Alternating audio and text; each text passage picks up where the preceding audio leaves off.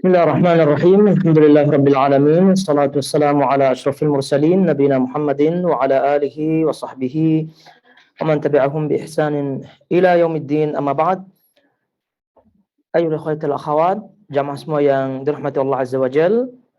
Sekarang kita akan lanjutkan kembali kajian rutin kita yang sedang kita membahas kitab At-Tauhid dari Sahih Al-Imam Al-Bukhari rahimahullahu taala, dan insyaallah kita akan memasuki bahasan bab yang ke-12 dari kitab Tauhid ini, yaitu babun inna lillah mi'ata ismin illa wahidan. Di situ bab yang ke-12 yaitu bab tadi dah kita bacakan, yang terjemahnya sesungguhnya Allah memiliki 99 nama illa wahidan kecuali satu. Sungguhnya memiliki 90, atau di sini disebut innalillah mi'ata ismin, yaitu sungguhnya Allah Subhanahu wa taala memiliki 100 nama illa wahidan kecuali satu. Kecuali satu. Namun diterjemahkan kesimpulannya yaitu 99 nama. Jadi sekali lagi kita ulangi kata Imam Al-Bukhari rahimahullahu taala ini, babun inna lillah mi'ata ismin illa wahidan. Bab sesungguhnya Allah Subhanahu wa taala memiliki 100 nama kecuali satu, atau kurangi satu, yaitu 99. Jadi terjemahnya pun sudah tepat ini. Sesungguhnya Allah memiliki 99 nama. Nah, jadi ini yang kita akan bahas pada bab yang ke-12 ini. Jadi silakan dibuka tentunya sebelumnya bukunya bagi yang memiliki, yaitu bab yang ke-12 daripada kitab Tauhid Sahih Al-Bukhari. Baik. Di sini tentu tidak disebutkan di situ ya. Karena ini ringkas sepertinya terjemahnya. Di situ sebelum memasuki hadisnya, di sini dalam bab ini Al-Imam Al-Bukhari rahimahullahu taala meriwayatkan kepada kita satu hadis saja, yaitu hadis Abu Hurairah radhiyallahu taala anhu. Itu sebelum menyebutkan hadisnya, Al-Imam Al-Bukhari rahimahullahu taala menyebutkan athar ya, menyebutkan athar yaitu ucapan sahabat Nabi sallallahu alaihi wasallam, sahabat beliau yaitu Ibnu Abbas.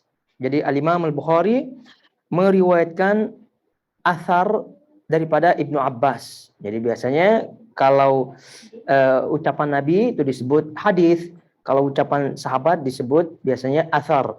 Nah, ini disebutkan oleh Bukhari rahimahullah hadisnya atau atharnya daripada Ibnu Abbas.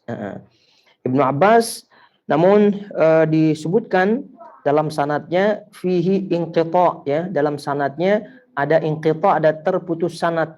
Nah, dalam athar ini ada terputus sanadnya dari yang menyampaikan kepada Ibnu Abbas, sehingga athar daripada Ibnu Abbas ini masih diperselisihkan kesahihannya.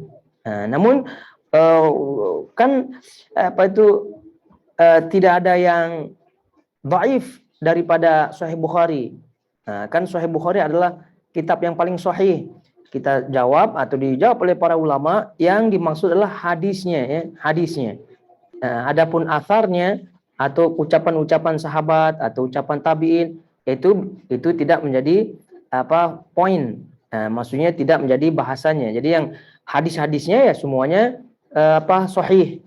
Itu pun pernah kita sebutkan, hadis yang disebutkan kesahihannya 100% dalam Sahih Bukhari yang disebutkan oleh para ulama, itu hadis yang disebutkan sanadnya secara utuh. Ada hadis yang tidak disebutkan sanadnya secara utuh, secara sempurna, itu yang pernah kita sebutkan hadis mu'allaq. Nah, namanya hadis mu'allaq, hadis yang dihapuskan sebagian sanadnya, di sebagian nama-nama perawinya. Nah, itu ada yang diperselisihkan, ada yang dhaif, ada yang sahih.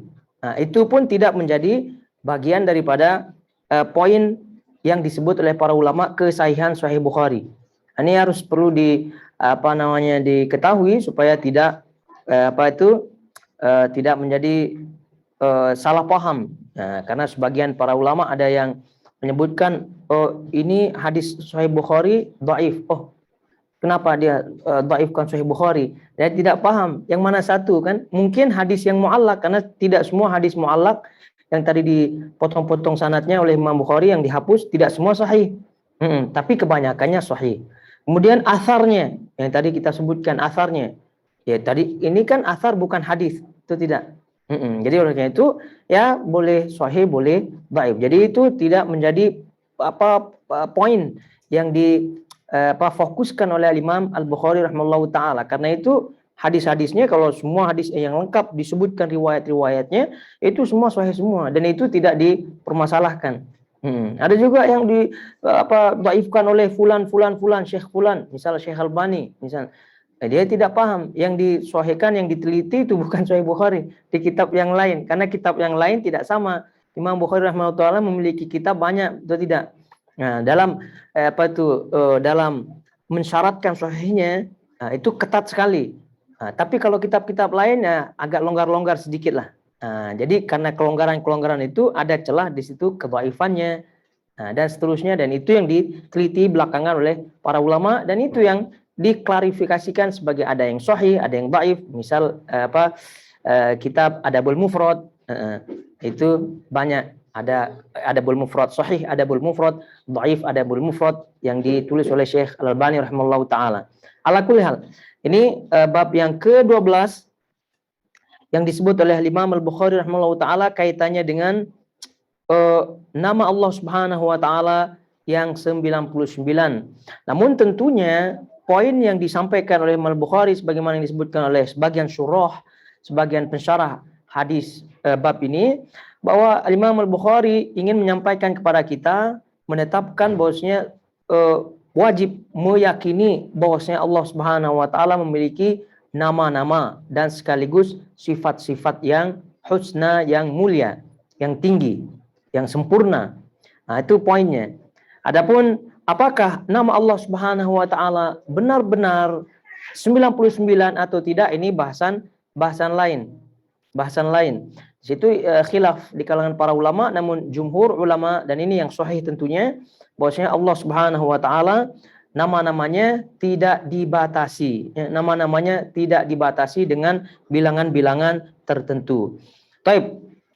Jadi tadi kita sebutkan sebelum Al-Imam Al-Bukhari rahimahullah ta'ala menyebutkan hadisnya, jadi beliau menyampaikan athar ucapan Ibnu Abbas. Ya. Kata Ibnu Abbas, dan ditulis saja di situ, qala Ibnu Abbas Dzul Jalali. Kemudian ay al-'azamah. Kemudian al-bar, ay al-latif. Itu disebut. Ibnu Abbas, kita ulangi, Ibnu Abbas menyebutkan Dzul Jalali, ini nama Allah atau sifat Allah Subhanahu wa taala, nama dan sifat Allah yang ada di surah Rahman. Yang ada di surah Rahman. Yaitu dua tempat di situ Allah Subhanahu wa taala sebutkan Dzul Jalali. Dan juga ada Allah Subhanahu wa taala sebutkan di situ Dzil Jalali. Jadi Dzul Jalali itu di surah Rahman ayat 27, adapun Dzil Jalali itu Ar-Rahman ayat 78. Ar-Rahman ayat 78. Nah, pernah kita sebutkan apa perbedaan antara Dzul Jalali di Ar-Rahman 27 dengan Dzil Jalali di Ar-Rahman ayat 78. Ini kaitannya tentu Dzul Jalali, kemudian Dzil Jalali ini dalam i'rabnya adalah itu sifat yang sifat. Tentu kalau sifat itu mengikuti apa yang disifati sebelumnya, mengikuti mausufnya, mengikuti yang disifati sebelumnya. Jadi kalau zu itu istilahnya marfu, ya, istilah marfu, atau ringkasnya dhammah, itu tanda aslinya atau tanda ya marfu lah, ya, Dzul Jalali. Itu kalau kita lihat lengkap ayatnya, wa yabqa wajhu rabbika dzul jalali wal ikram. Wa yabqa wajhu rabbika dzul jalali wal ikram. Ini tentu disarankan buka Androidnya, ya. Ya, setiap kali bahas yang seperti ini buka supaya jelas baris-barisnya. Kalau udah hafal ayatnya, kemudian terbayang tulisannya, itu tak masalah. Tapi kalau tidak ya silakan buka ayat itu saja, Ar-Rahman ayat 27, kemudian nanti kita lihat Ar-Rahman ayat 78. Jadi kalau Ar-Rahman ayat 27, Dzul Jalali, Dzul, pakai zu, marfu. Kenapa marfu? Ini Asmaul Khamsah. Ini Asmaul Khamsah. Marfunya tanda rofaknya dengan waw. Tanda rofaknya dengan waw. Kalau Rahman ayat 78, Dzil Jalali majrur. Dzil Jalali majrur. Tanda majrurnya ya zi. Baik. Kita lihat kenapa zu, dan tadi kita sebutkan sifat ya. Sifat daripada sebelumnya, yaitu wa yabqa wajhu rabbika. Dan yang kekal adalah wajah Rabbmu. Jadi di situ wajhu. Wajhu rabbika. Jadi wajhu di situ mudhaf ya, Rabbi mudhaf ilaih. Berarti zu di sini mengikut kemana? Jadi zu ini kan sifat mengikuti. Mengikuti mana? Jadi oleh karena itu nih Al-Qur'an sudah jelas bacaannya ya. Jadi kalau tidak jelas bacaannya di dalam luar Al-Qur'an, boleh-boleh saja dibaca zil jala. Boleh-boleh saja zi, boleh. Kenapa boleh ya? Mengikuti baris Rabbi. Kalau kita lihat di situ baris Rabbi kasroh, itu tidak. Kasroh dengan istilah jar. Jadi kalau mengikuti baris Rabbika berarti zil jalali, itu tidak. Karena kasroh atau majrur daripada asma al-khamsah itu kan tandanya ya. Kalau marfu tandanya waw. Kalau mansub tandanya alif. Tandanya alif. Ini yang diistilahkan dalam ilmu nahwu ya, itu perubahan baris atau perubahan tanda dengan huruf. Perubahan tanda dengan huruf. Ada dalam nahwu itu ada perubahan tanda dengan huruf, ada perubahan tanda dengan harokat. Kalau perubahan tanda dengan harokat berubahnya fathah ke dhammah ke kasroh. Fathah dhammah kasroh ini kan huruf harokat. Tapi kalau wawu, ya, alif, itu kan huruf, itu tidak. Nah, ini perubahan dengan huruf ini. Jadi wawu itu lebih dekat dengan dhammah. Kemudian ya lebih dekat dengan kasroh. Kemudian alif lebih dekat dengan fathah. Nah, itu perubahan sama pada prinsipnya sama. Nah, sekarang kita balik. Di situ Dzul Jalali ya, Ar-Rahman ayat 27. Dzul Jalali. Zu. Nah, ini berarti marfu. Kemudian dengan tandanya apa? Tanda rofaknya. Waw. Zu. Setelah za itu kan waw, itu tidak. Nah, itu maksudnya tanda rofaknya di situ waw. Nah, ini kenapa waw ya? Karena ini asmaul khamsah adalah di antara kata-kata yang perubahannya dengan huruf. Perubahannya dengan huruf, bukan perubahan dengan harokat. Taib. Jadi zu. Taib zu. Ini kenapa zu? Berarti ngikut kemana zu? Coba dicek-cek. Ternyata dia mengikut ke wajhu. Wajhu rabbika, wajhu. Wajhu atau wajhu itu isi mufrad. Ya, isi mufrad, wajhu. Nah, kalau isi mufrad seperti ini, kata seperti ini, itu perubahannya itu dengan harokat. Perubahannya dengan harokat. Jadi kalau berubah wajhu, boleh wajhi, boleh wajha. Nah, jadi nampak harokatnya berubah-ubah, itu tidak. Nah, tapi kalau asmaul khamsah seperti zu ini, itu tidak nampak harokatnya. Tapi perubahannya dengan huruf. Ditandai dengan itu zu, ada waw. Ada waw. Nah, kalau kasroh nanti zi, ada ya. Kalau fathah ada za, ada alif. Nah, kembali ke zu ini mengikut kemana dia? Mengikut ke wajhu. Itu tidak, wajhu. Nah, karena dia dhammah berarti zu harus waw, tidak zi. Nah, kenapa kita tahu dia mengikuti wajhu, tidak mengikuti Rabbi? Karena kalau di luar Al-Quran secara kaidah boleh-boleh saja. Zu ini mengikuti wajhu, mengikuti Rabbi. boleh-boleh saja. Mengikuti wajhu, mengikuti Rabbi. Kalau mengikuti wajhu berarti zu, atau tidak? Kalau mengikuti Rabbi berarti zil jalali. Karena Rabbi ini barisnya apa? Barisnya kasroh. Nah, ini di luar Al-Quran boleh-boleh saja.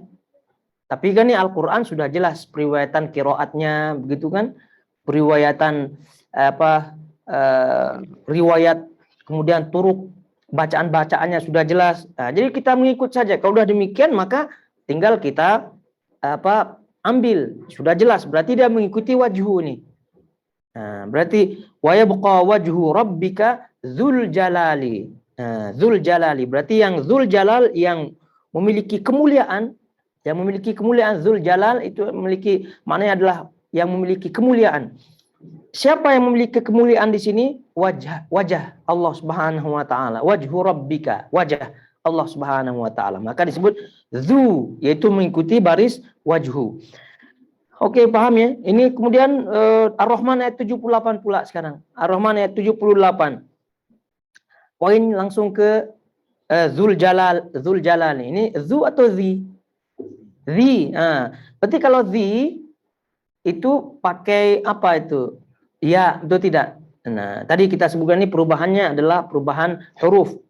Nah, ini zil jalal mengikut ya, pengikut sifat, pengikut. Zil jalali. Ya, pengikut atau sifat, mensifati.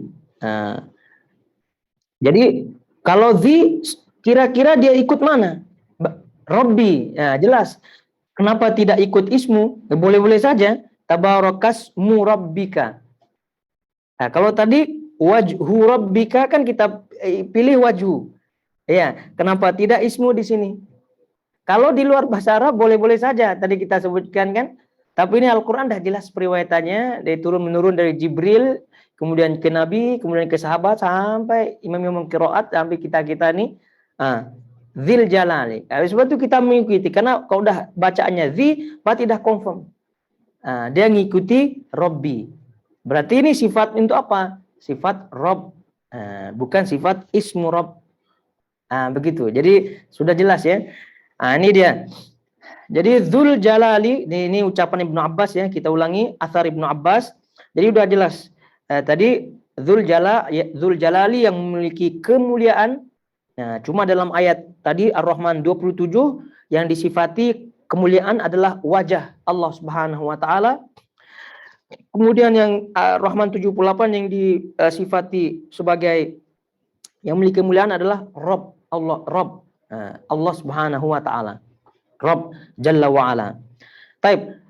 Kemudian Ibnu Abbas radhiyallahu taala anhu mengucapkan tadi, Ibnu Abbas mengatakan Dzul Jalali dalam surah Rahman 27, atau boleh juga Rahman ayat 78. Dua tadi. Cuma ada zu, ada zi saja. Kenapa zu, kenapa zi? Itu yang kita panjang lebar ini bahasanya.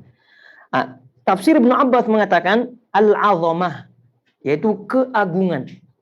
Al-azamah, ay al-azamah, keagungan. Jadi ketika menyebutkan Dzul Jalali atau Dzil Jalali, Ibnu Abbas mengatakan al-azamah, keagungan, kemuliaan. Ya sama berarti. Yang memiliki keagungan, kemuliaan. Berarti tinggal dimasukkan saja maknanya, itu tidak. Kalau wajah Allah Subhanahu wa taala ya memiliki keagungan, kemuliaan. Rabb sendiri yang merupakan nama Subhanahu wa ta'ala pun memiliki hubungan, karena itu semua adalah zat Allah Subhanahu wa ta'ala. Tapi kemudian lanjut ucapan Ibnu Abbas al-bar. Ini dalam surah Tur ayat 28. At-Tur ayat 28. Nah, di situ al-bar disebut. Nah, Ibnu Abbas menafsirkan al-latif. Ibnu Abbas menyebutkan tafsirnya al-latif. Al-latif ini maknanya adalah mengetahui yang gaib, yang tersembunyi. Al-latif, yang mengetahui, zat yang maha mengetahui, zat yang maha mengetahui segala hal yang tersembunyi. Itu makna al-latif. Namun para ulama ya menyebutkan bahwa makna al-latif, makna al-bar itu yang rajih, yang sahih ya, yang sahih adalah al-ihsan, kathratu al-ihsan. banyak berbuat kebaikan. Itu makna al-bar. Itu makna al-bar. Sebab itu anak yang berbakti kepada kedua orang tuanya itu namanya al-bar. Maka berbakti kepada kedua orang tua kita sebutkan atau kita dengar istilahnya birrul walidain. Itu tidak, birrul walidain, kebaikan. Jadi kita Allah Subhanahu al-bar itu maha, zat yang maha selalu memberikan kebaikan. Oleh karena itu yang sahih adalah al-bar itu maknanya adalah yang banyak memberikan kebaikan. Nah, baik, ini dia yang disebutkan dari athar Ibnu Abbas radhiyallahu taala anhu atau anhuma. Lalu kemudian permasalahan, sekarang baru kita melihat permasalahan mengenai Allah Subhanahu wa taala, apakah namanya atau jumlah namanya itu memang betul-betul seperti yang disebutkan di sini, yaitu 100 nama. Lalu karena itu bab yang disebutkan oleh Imam Al-Bukhari rahimahullahu taala ini mengisyaratkan adanya khilaf di kalangan para ulama. Adanya khilaf di kalangan para ulama, apakah memang betul-betul nama Allah Subhanahu wa taala itu 99 atau lebih. Zahir daripada apa yang disebutkan oleh Imam Bukhari di sini dalam babnya, zahirnya sepertinya nama-nama Allah Subhanahu wa taala itu jumlahnya hanya 99. Dan sebagian ada yang mengambil pendapat ini. Namun jumhur ulama tidak mengatakan demikian. Dan juga bab yang disebutkan oleh Imam Al-Bukhari rahimahullah taala difahami, ya, sebagian para ulama memahami, ya, bahwa Imam Bukhari mengambil pendapat bahwa 9 nama Allah Subhanahu wa taala hanya 99, artinya membatasi dengan 99. Itu sebagian pemahaman terhadap apa yang disebut oleh Imam Bukhari dalam babnya. Sebagian ulama juga memahami tidak demikian, karena Imam Bukhari rahimahullah taala di dalam bab-babnya itu tidak selamanya itu daripada kesimpulan beliau. Jadi biasanya beliau mengambil bab berdasarkan teks hadis. Berdasarkan teks hadis. Jadi apa yang disebut dalam teks hadis itu yang disebut. Biasanya juga Al-Quran, sebagaimana yang pernah kita jumpai sebelumnya. Ayat-ayat langsung disebut sebagai topik. Jadi yang disebut oleh beliau rahimahullah ta'ala ada yang dari kata-katanya sendiri, dari dalam penulisan babnya, topik babnya. Ada yang potongan hadis taruh sebagai bab, ada juga potongan ayat taruh sebagai bab. Nah, kalau pendapatnya ya mungkin langsung, kalau dari pendapatnya ya boleh saja dipastikan itu adalah pendapat confirm, itu maksud daripada Imam Bukhari. Tapi kalau dicantumkan potongan hadis, potongan ayat, berarti ini ihtimal, kemungkinan itu, kemungkinan ini. Sebab itulah ada di kalangan ulama mengatakan, zohirnya Imam Bukhari berpendapat bahwasanya 99 nama itulah nama Allah Subhanahu, dibatasi. Yang lain tidak, karena tidak bisa atau tidak boleh dikonfirm langsung 100% gitu, karena ini adalah potongan hadis yang beliau sampaikan adalah potongan hadis. Dan ini hadisnya di bawah ini hadisnya. Jadi karena itu pendapat Al-Imam Bukhari dalam hal ini ya masih ihtimal, ya, masih kemungkinan ini, kemungkinan itu. Jadi yang sahih dalam hal ini adalah tidak dibatasi. Tidak dibatasi dengan dalil-dalil yang ada, baik dalil-dalil daripada hadis Nabi SAW ataupun dalil lughawi, ya, dalil dari segi bahasa. Jadi kalau dalil dari segi hadis Nabi SAW, hadis Ibnu Mas'ud yang masyhur ketika Nabi SAW mengajarkan beliau doa dalam keadaan yang stres, ya, dalam keadaan sedih begitu. Jadi salah satu di antara doanya dalam lafaz disebut di situ as'aluka bikulli ismin huwalak. Jadi ya Allah, aku memohon kepadamu dengan seluruh nama yang engkau miliki. Bikulli ismin huwalak. Samaita bihi nafsak. Yang engkau namakan dirimu sendiri dengannya, dengan nama-nama tersebut. au 'allamtahu ahadan min khalqik, atau yang telah engkau beritahukan kepada salah seorang di antara hambamu, ya, para nabi, para rasul. Au anzaltahu fi kitabik, atau yang telah engkau turunkan di kitabmu. Ya, dalam Al-Qur'an disebut nama-nama Allah Subhanahu wa taala. Nah, ini sekarang poinnya. Au ista'thartahu fi ilmil ghaibi 'indak. Fi ilmil ghaib fi ilmil ghaibi 'indak, atau yang kau simpan sendiri, atau yang engkau hanya kau yang tahu di dalam ilmu gaibmu yang tidak engkau berikan kepada siapapun. Nah, ini yang jadi poinnya. Berarti para ulama menyebutkan nama-nama Allah Subhanahu wa taala ini pembagiannya sebagaimana dalam hadis ini. Ada yang Allah Subhanahu wa taala, ada yang nama-nama yang diberitahukan Allah Subhanahu wa taala kepada sebagian hamba, berarti tidak semua hamba dibagi tahu. Kemudian ada nama-nama yang diturunkan dalam kitab-kitab suci. Terus kemudian ada nama-nama yang disembunyikan oleh Allah Subhanahu wa taala. Ada nama-nama yang disembunyikan oleh Allah Subhanahu. Nah, ini sebagai dalil kuatnya. Sebagai dalil kuat bahwasanya ada nama-nama yang disembunyikan oleh Allah Subhanahu wa taala. Berarti kalau udah ada disembunyikan, berarti kalau secara total jumlahnya yang diberitahu, yang diturunkan dalam kitabnya, itu berarti bukan jumlah asli, itu tidak. Sebab ada yang disembunyikan oleh Allah Subhanahu wa taala yang tidak dibagi tahu kepada siapapun dan juga tidak diturunkan kepada kitab apapun. Nah, berarti 99 nama di dalam hadis ini atau dalam bab Al-Imam Al-Bukhari ini tidak menjadi jumlah total daripada asma Allah Subhanahu wa taala. Nah, itu yang disampaikan oleh para ulama. Ini kita baca saja apa yang disebutkan oleh Al-Imam atau Syekhul Islam Ibnu Taimiyah rahimahullahu taala dalam kaitannya dengan hal ini.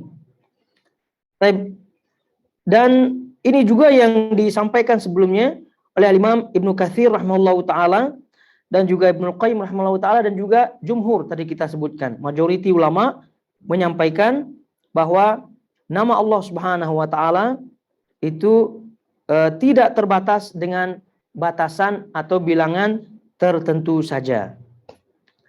Baik. Kita baca apa yang disebut oleh Ibnu Taimiyah rahimahullahu taala di sini dalam kitabnya Dar'u Ta'arud Al-Aql wa An-Naql. Kata beliau rahimahullahu taala, was-shawab alladhi alaihi jumhurul ulama, dan yang benar dalam permasalahan ini, itu yang benar, yang rajih, yang benar dalam permasalahan ini, maksudnya dalam jumlah nama-nama Allah Subhanahu wa taala adalah pendapat jumhur ulama. Gitu, pendapat jumhur. Berarti kalau udah menyebutkan pendapat jumhur ulama, berarti di situ ada sebagian ulama yang berpendapat nama Allah itu hanya 99. Ini berarti khilaf di kalangan para ulama. Nah, tapi yang sahih adalah pendapat jumhur, mayoritas para ulama. Kata beliau rahimahullah taala, anna qaulan Nabi sallallahu alaihi wasallam inna lillahi tis'atan wa tis'ina isman man ahsaha dakhala jannah, ma'nahu man ahsaha at-tis'in wa tis'ina dakhala jannah laisa muradu anna lahu laisa lahu illa tis'atan wa tis'una isman. Ya, ringkasnya kata beliau bahwasanya sabda Nabi sallallahu alaihi wasallam yang menyatakan sesungguhnya Allah Subhanahu wa taala memiliki 99 nama, barang siapa yang mengihsoknya. Nah, nanti kita akan menerangkan makna ihsok. Barang siapa yang mengihsoknya akan masuk surga. Jadi kata beliau laisa muraduhu annahu laisa lahu illa tis'atan wa tis'una isman. Jadi maksudnya adalah bukan maksud Nabi menyampaikan bahwa nama Allah Subhanahu wa taala itu 99 hanya 99 nama saja. Tidak. Fa innal haditsal akhar, nah ini dia. Beliau berdalil. Fa innal haditsal akhar, karena hadis yang lain alladzi rawahu Ahmad wa Abu Hatim fi sahihihi, yang diriwayatkan oleh Imam Ahmad dan juga Abu Hatim di dalam sahihnya. Di situ disebutkan as'aluka bikulli ismin huwalak, yang tadi kita sebutkan. Nah, di situ disebutkan hadis yang tadi bahwa Allah Subhanahu wa taala menyebutkan ada nama-nama yang disembunyikan, yang hanya Allah yang tahu, yang tidak diberitahukan kepada siapapun, tidak diturunkan kepada kitab apapun. Nah, kemudian kata beliau, Dan riwayat lain, wa fis sahihain, dalam riwayat Bukhari dan Muslim kata beliau, hadis Nabi SAW, la uhsi thana'an alaik. Nabi SAW menyebutkan, yang aku tidak mampu mengucapkan thana, puji-pujian kepadamu. Dan aku tidak mampu membatasi puji-pujian kepadamu. Walau ahsa jami'a asma'i, la ahsa sifatihi. Jadi maksudnya apa? Puji-pujian kepada Allah Subhanahu wa Ta'ala, Nabi tidak mampu menyebutkan semuanya. Itu menunjukkan bahwasanya puji-pujian itu kan puji-pujian mengandung nama-nama dan sifat-sifat Allah Subhanahu wa Ta'ala. Nah, itu Nabi SAW tidak mampu menyebutkan semuanya. Kenapa? Karena banyak. Kalau hanya 99 ya mampulah. Karena ini banyak sekali. Berarti menunjukkan lebih daripada 99. Kata beliau Ibnu Taimiyah, kita lanjutkan, walau ahsa jami'a asma'ihi, kalaulah Nabi SAW menyebutkan seluruh nama-nama Allah Subhanahu la ahsa sifatihi, pasti beliau akan menyebutkan seluruh sifat-sifatnya. Fakana yuhsi athana alaihi, beliau itu menyebutkan puji-pujian kepada Allah Subhanahu wa Ta'ala, li'anna sifatihi yu'abbiru anha bi asma'ihi.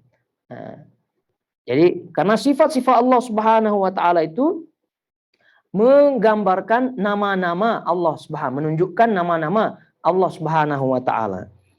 Ini kata Ibnu Taimiyah, dan juga tadi kita sebutkan sebelumnya Ibnu Katsir, dan juga ini jumhur ulama. Jumhur ulama ini dari segi dalilnya dah jelas ya. Dalilnya kalau seandainya dibatasi, berarti itu doa-doa yang tadi itu tidak ada maknanya. Tadi doa yang diajarkan Nabi SAW kepada Ibnu Mas'ud dan kita sebutkan. Berkaitan dengan seluruh nama-nama Allah Subhanahu wa Ta'ala, ada yang diajarkan kepada sebagian hamba, ada yang diturunkan kepada kitab, ada yang disembunyikan oleh Allah Subhanahu wa Ta'ala, tidak diberitahu, tidak diturunkan. Artinya jumlah total seluruhnya itu hanya Allah Subhanahu wa Ta'ala yang tahu. Wallahu ta'ala alam. Lalu kemudian 99 ini fungsinya apa? Berarti menunjukkan 99 ini adalah nama-nama yang terpilih. Nama-nama yang terpilih. Nah, tadi kita sebutkan ini dalil dari nas hadis Nabi SAW. Adapun dalil daripada lughawi, dilalah lughawiyah, atau dalil daripada segi bahasa pun demikian, tidak menunjukkan batasan. Tidak menunjukkan batasan. Karena hadisnya di sini ya lengkap hadisnya. Tadi kita bacakan topiknya, kita lihat hadisnya di situ secara lengkap.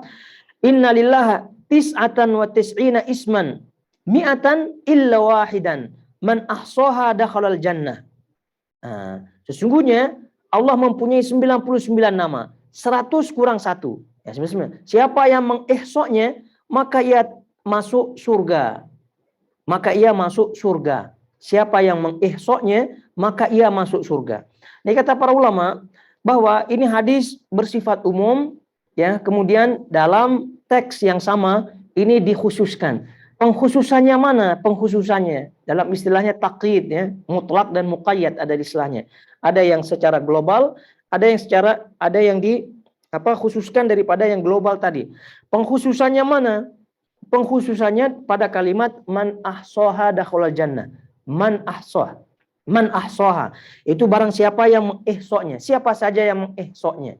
Ini merupakan poin utama yang menunjukkan bahwa nama-nama yang 99 ini bukan batasan seluruh nama Allah Subhanahu wa Ta'ala. Kenapa? Karena ada kalimat man ahsaha di situ. Dakhalal jannah. Barang siapa yang mengihsoknya, maka akan masuk surga. Kalau tidak ada ucapan seperti ini, mungkin boleh saja disebutkan 99 adalah total daripada nama-nama Allah Subhanahu wa Ta'ala, dan itu menunjukkan batasan. Tapi karena ada ucapan Nabi SAW sendiri, man ahsaha dakhalal jannah, berarti itu ada celah yang menunjukkan tidak membatasi 99 nama. Kenapa demikian? Ya, karena man ahsaha ini menunjukkan bahwa nama-nama ini merupakan nama-nama pilihan. Yang 99 ini adalah nama-nama pilihan, nama-nama pilihan yang menjadi penyebab, yang menyebabkan seseorang apabila mengihsoknya akan masuk surga. Berarti di sini dengan ucapan Nabi SAW kata para ulama, adanya keterangan barang siapa yang mengihsanya dakhalul jannah, itu menunjukkan bahwasanya hadis ini, poin daripada hadis ini adalah menerangkan keutamaan 99 ini. Bukan menerangkan batasan, bukan menerangkan jumlah keseluruhan nama. Tapi poinnya adalah menerangkan keutamaan daripada 99 ini. Paham ya? Jadi dengan adanya man ahsoha, kalimat man ahsoha dakhalul jannah, tadi kita ulangi, kalimat man ahsoha dakhalul jannah itu adalah pengkhususan daripada tis'atan wa tis'ina ini. Nah, berarti sekali lagi poin daripada Nabi SAW mengucapkan hadis ini adalah menerangkan keutamaan yang 99, nama yang 99. Nah, yang dengan apabila orang itu mengihsoknya, maka dia akan masuk surga. Bukan menunjukkan batasan jumlah nama Allah Subhanahu wa taala. Nah, paham ya? Baik. Karena kalau jumlah batasan ya tidak perlu di sini. Jadi dia akan sebut saja anna Rasulullah SAW qala innalillahi tis'atan wa tis'ina isman illa wahida. Nah, kalau dia sebut tidak melanjutkan ucapannya, ya berarti itu sudah selesai, berarti menunjukkan batasan. Dan poinnya adalah Nabi SAW poinnya dalam menyebutkan hadis ini, apabila tidak melanjutkan tentunya, poinnya adalah membagi tahu bahwa Allah memiliki hanya 99, itu tidak. Tapi beliau sallallahu alaihi wasallam itu melanjutkan kembali dengan ucapan man ahsoha dakhalul jannah. Barang siapa yang mengihsoknya maka akan masuk surga. Berarti hadis ini poinnya adalah menerangkan, gitu kan, menerangkan keutamaan daripada nama-nama Allah Subhanahu wa taala yang 99 secara umum. Oke, secara umum. Baik. Kemudian juga perlu yang diketahui juga poin yang sangat-sangat penting sekali bahwa nama-nama Allah Subhanahu wa taala yang 99 ini, yang 99 ini tidak ditentukan oleh Nabi SAW. Tidak disebutkan satu-satu oleh Nabi SAW. Yang penting 99. Yang penting 99 dan yang penting ada dalilnya dari Al-Quran dan Sunnah. Karena sudah jauh-jauh kita sebutkan bahwa nama-nama Allah Subhanahu wa taala itu tidak boleh ditetapkan kecuali dengan dalil. Gitu, kecuali dengan dalil, yaitu Al-Quran atau Sunnah Nabi SAW. Nah, tadi kita poin yang tidak kalah penting untuk kita ketahui sampaikan bahwa Nabi SAW hanya menyebutkan keutamaan yang 99. Taib 99. Setelah kita menyimpulkan dari keterangan para ulama tadi bahwa nama Allah tidak dibatasi dengan bilangan tertentu. Oke, tidak 99, tidak 100, tidak 1000. Wallahu a'lam, jumlahnya wallahu a'lam. Nah, tapi yang 99 menunjukkan keutamaannya. 2. Yang ketiga, Nabi SAW tidak ada satupun dari hadis yang sahih yang menyebutkan satu-satu apa saja yang 99. Tidak ada. Tidak ada. Oleh sebab itulah para ulama menerangkan kedhaifannya hadis-hadis tersebut. Ini kedhaifan daripada hadis yang 99. Jadi kalau ada hadis dan itu banyak ditentu disebut hadis riwayat Imam Baihaqi, Imam Hakim dan seterusnya yang terkenal sekali. Huwallahul ladzi la ilaha sampai semua itu. Dan juga hadis-hadis riwayat-riwayatnya macam-macam yang menyebutkan list 99. Itu semua hadisnya dhaif. Semua hadisnya dhaif. Jadi sekali lagi Nabi SAW tidak ada dalam keterangan yang sahih dari beliau tentang nama-nama atau tentang list nama-nama Allah Subhanahu wa taala yang 99. Ini perlu diketahui supaya tidak salah paham. Itu semua dhaif. Semua dhaif. Dan keterangan-keterangan para ulama di situ ada yang menyebutkan ada banyak alasannya. Paling tidak ada 3 alasan utama yang mereka sebutkan di situ. Disebutkan oleh Ibnu Katsir rahimahullahu taala, juga disebutkan oleh Syekh Al-Albani rahimahullahu taala, keterangan-keterangan tadi. Di antara alasan-alasannya bahwa 3 alasan utama. Di situ ada ittirab istilahnya, cacat hadisnya ittirab, ada goncang. Maksudnya dari satu periwayatan ke periwayatan yang lain, dari jalan periwayat yang satu, jalan periwayat yang lain itu ada goncang, maksudnya tidak sama. Ada ittirab namanya. Itu tidak stabil. Jadi ada situ lain, ini lain, ini lain. Nah, itu merupakan bagian daripada cacat hadis. Yang kedua ada di situ perawinya, jadi sentral perawinya itu dhaif di situ. Kemudian yang kalau tidak salah namanya Walid bin Muslim namanya.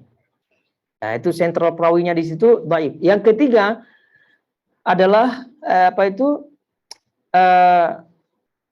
mudraj.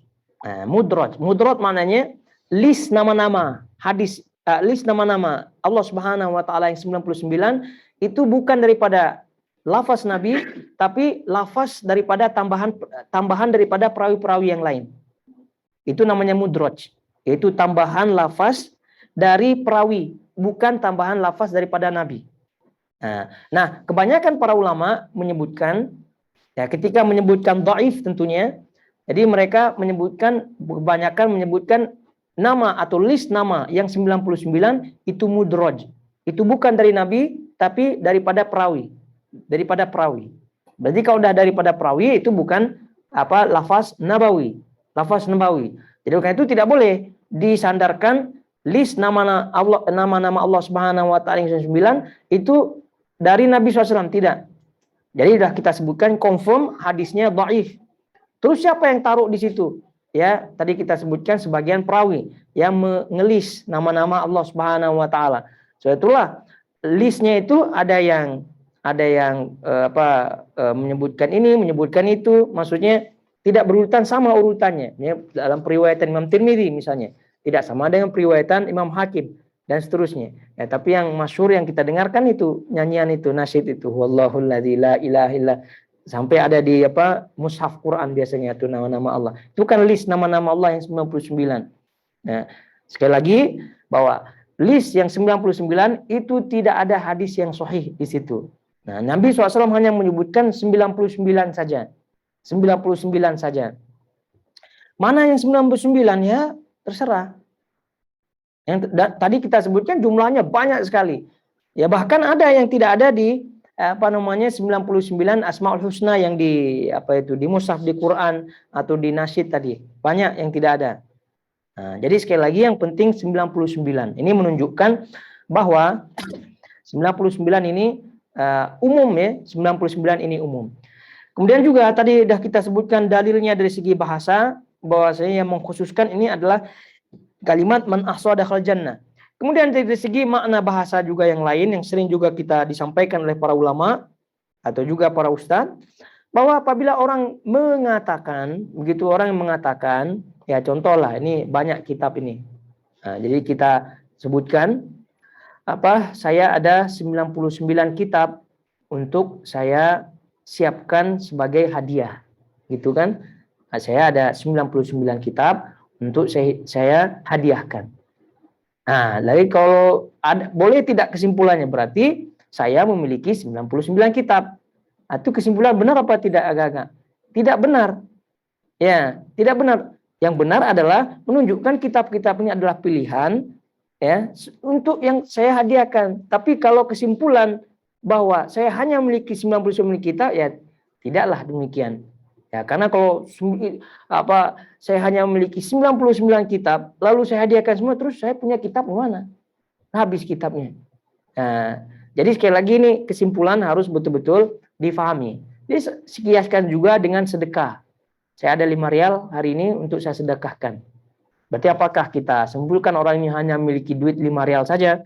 Kan tidak, ada di situ di banknya atau di wallet di kantongnya atau di mana lah gitu ya, ada di situ. Cuma yang 5 rial ini spesial hari ini untuk dia sedekahkan itu saja. Nah, begitu juga dengan makna bahasa daripada keterangan hadis ini. Tapi ini dia. Kemudian kita lihat hadisnya. Qala Imam Al-Bukhari rahimahullahu taala haddatsana Abu Al-Yaman qala akhbarana Syu'aib qala haddatsana Abu Zinad an al-A'raj an Abi Hurairah anna Rasulullah sallallahu alaihi wasallam qala inna lillahi 99 isman mi'atan illa wahidan man ahsaha dakhala jannah. Ini kita lihat tadi bahwa Imam Al-Bukhari rahimahullahu taala Imam Al-Bukhari rahimahullahu taala menyebutkan topik bab ini dari potongan hadis ini. Nah, ini menunjukkan beliau mengambil potongan daripada hadis ini. Nah, jadi oleh karena itu tidak heran juga ada sebagian ulama yang menyimpulkan Imam Bukhari secara zahirnya itu menetapkan 99 nama bagi Allah Subhanahu wa taala. Sebagian yang lain tidak, karena ini kan potongan makna hadis. Ala kulli hal sebagaimana yang tadi kita sebutkan. Ini hadis Abu Hurairah radhiyallahu taala anhu, dan hadis ini sangat-sangat masyhur sekali. Nabi SAW bersabda, Allah mempunyai 99 nama, 100 kurang 1. Siapa yang mengihsoknya, maka ia masuk surga. Dan makna mengihsok, ahsainahu hafidnahu. Makna mengihsok adalah menjaga. Sebagaimana firman Allah, ahsainah, kami menjaganya. Surah Yasin ayat 12. Baik, ya tentu ini ahsainahu hafidnahu ini bukan lafaz Nabi ya. Ahsainahu hafidnahu itu ini bukan lafaz Nabi, tapi keterangan daripada perawi. Keterangan daripada perawi di sini. Jadi ini menunjukkan bahwa makna daripada ihsa, ya tentu makna daripada ihsa ada sebagian para ulama mengambil lughawi makna bahasa daripada ahsaina, yaitu menjaga, menghafal. Menjaga, menghafal. Namun yang sahih di sini sebagaimana keterangan para ulama yang lain, sebagaimana Ibnu Qayyim rahimahullahu taala dan juga ulama-ulama yang lain banyak sekali yang menerangkan, dan juga disebutkan oleh Imam An-Nawawi rahimahullahu taala dan juga yang lainnya, bahwa makna daripada ahsainahu yaitu ihsa, ya ihsa itu mencakup tiga hal. Yang pertama adalah menghafal, yang kedua adalah beriman kepadanya, kemudian mengamalkannya. Itu makna ihsa. Itu menghafalnya, kemudian tadi beriman dengannya, kemudian mengamalkannya. Nah, jadi menghafal ya di sini maksudnya yang menjaganya, seperti mana di sini menjaganya dari lupa. Nah, terus kemudian sering membacanya, itu juga makna daripada ihsa. Tapi yang paling penting tadi yang dua tadi, yaitu mengimaninya, kemudian mengamalkan konsekuensinya. Nah, kalau hanya menghafalnya, kalau hanya membacanya saja, ini tentu tidak masuk kepada maksud utama. Karena kalau hanya sekedar membacanya, sekedar menghafalnya, itu sangat-sangat mudah sekali, dan juga tidak selamanya menghafal kemudian membacanya itu sejalan dengan iman dan amalan. Itu tidak selamanya sejalan dengan iman dengan amalan. Jadi iman, bagaimana mengimani nama-nama Allah Subhanahu wa taala yang mengandung sifat-sifat Allah Subhanahu wa taala, baik iman dari segi maknanya, kemudian iman dari segi konsekuensinya, kemudian lalu mengamalkannya. Nah, ini baru yang akan mengantarkan seseorang kepada surga Allah Subhanahu wa taala. Adapun di kita sebutkan hanya membacanya, hanya menghafalnya, bahkan hanya menggantung-gantungkannya. Gitu, menggantung-gantungkannya di rumahnya, di tokonya, di kedainya, atau dijadikan jimat. Itu semua menyelisih. Karena ini yang disebutkan ahsainahu hafidnahu, menjaganya, menghafalnya, membacanya. Itu ada konsekuensi lain yang tadi kita sebutkan, mengimani dan juga mengamalkan konsekuensinya. Nah, itu harus difahami.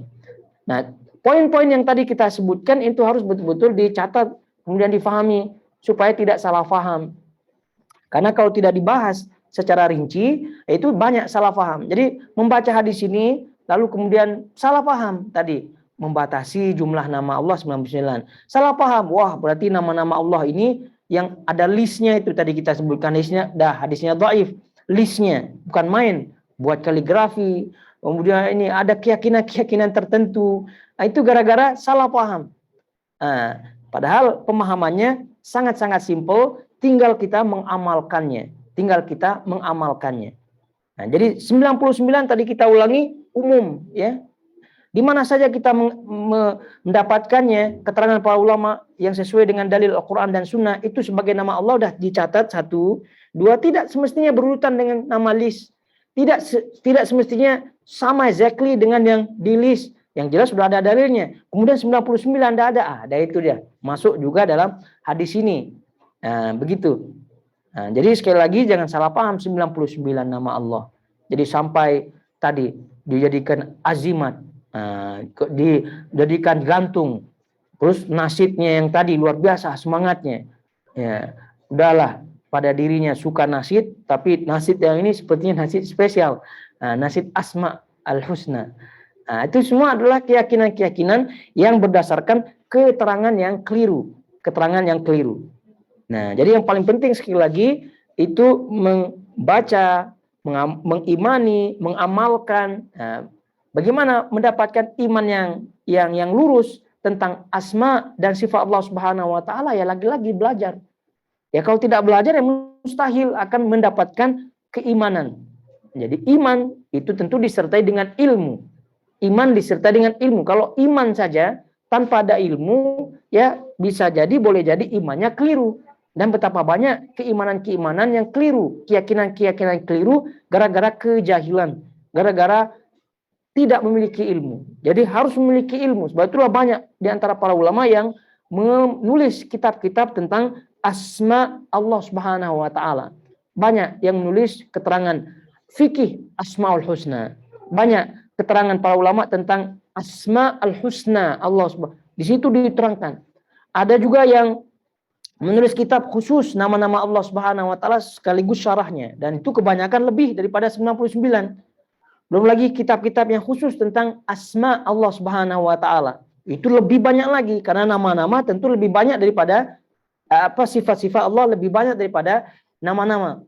Belum lagi kitab-kitab yang khusus membahas tentang kaidah akidah dan kaidah Ahlussunnah Jamaah berkaitan dengan nama-nama. Banyak pelajaran-pelajaran yang harus dikuasai, yang harus diilmui, sehingga itu yang mendasari iman kita gitu terhadap nama-nama dan sifat-sifat Allah Subhanahu wa taala. Sehingga tidak heran kata para ulama di antara Ibnu Qayyim rahimahullah taala, barang siapa yang mengetahui Allah Subhanahu wa taala, mengilmui Allah Subhanahu wa taala dengan nama-namanya, maka orang ini lah orang yang paling cinta kepada Allah Subhanahu. Jadi semakin kita mengetahui makna nama-nama Allah Subhanahu wa taala, maka semakin cinta kita kepada Allah Subhanahu wa taala makin banyak, makin bertambah, dan juga faedah-faedah yang lainnya. Itulah yang berwujud konsekuensi. Tapi lagi-lagi, kalau hanya hafal, kalau hanya baca, apalagi hanya nasyid saja, bagaimana akan bentuknya konsekuensi? Konsekuensi ini kan harus ada proses, itu tidak? Proses. Ya, mengetahui dulu, baca. Bila perlu menghafal. Nah, menghafal maksudnya bagaimana? Apakah hanya menghafal seperti hafal surah Al-Fatihah apa tidak? Ya tidak demikian. Ya, coba dihitung satu-satu hafalannya. Nama-nama Allah Subhanahu wa taala. Pasti cukup 99 walaupun tidak sama dengan list. Betul tidak?